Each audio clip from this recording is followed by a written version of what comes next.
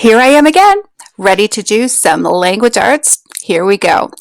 This week, we are going to talk a lot about some persuasive writing, but today we're going to take a break from persuasive writing and we're going to think about our past year that we've just finished. Often, when we start a new year, people tend to look back at the past year and reflect on the things that happened to them, how they became better as a person, things that they would like to change for the new year, and they set themselves resolutions or goals for the coming year. This past year was a very strange and unique year, one we've never seen in our lifetimes. We had a pandemic. COVID came and stayed, right? But a lot of things had changed because of that. We had school went out and we got an extra long summer holiday. We got to do some distance learning like today. We're doing some work from home on our computers, and a lot of things had to change. We couldn't see the people we loved as often. We had to stay at home and protect ourselves and our families. But you know what? There were some great things that happened as well, not just these scary things that happened. COVID taught us a lot of ways to take a new look at our world around us and be appreciative of all the things we really do have. So, today's writing, I want you to write a letter to your future self to remind yourself about the great things that happened in 2020 despite COVID-19. So, for instance, I have a list here of things that happened in my life over this past year that I'm grateful for. A lot of things, as I looked at my list, had to do with my neighbors.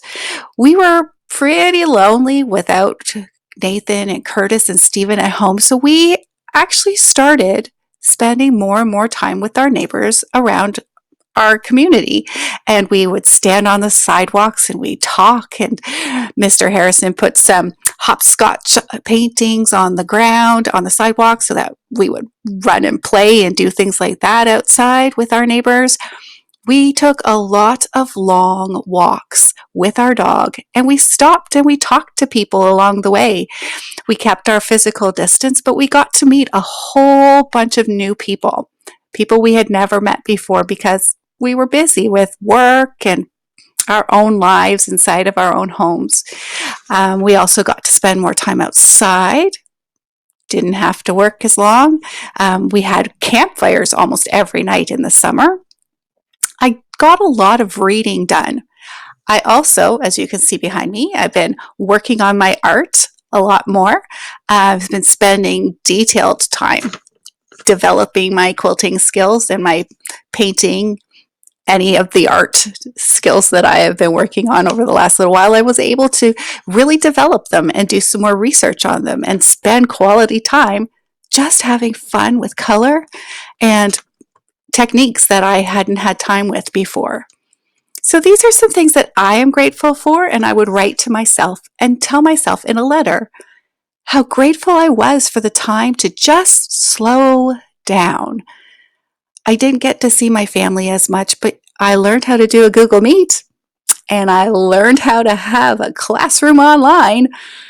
I learned a lot last year just because of COVID. And if COVID hadn't happened, I think I would have missed out on a few things like that. Oh, and of course, shopping online, right? I hadn't done that before either. So I want you to brainstorm a list of things that actually were really, really good about COVID-19. What happened that made you have to slow down and just enjoy life? Was it spending more time with your immediate family, getting to know your siblings better? Was it learning what to do outside and figuring out how to play in a totally different way? I've given you a starter for your letter and I've attached it. This is your job for today.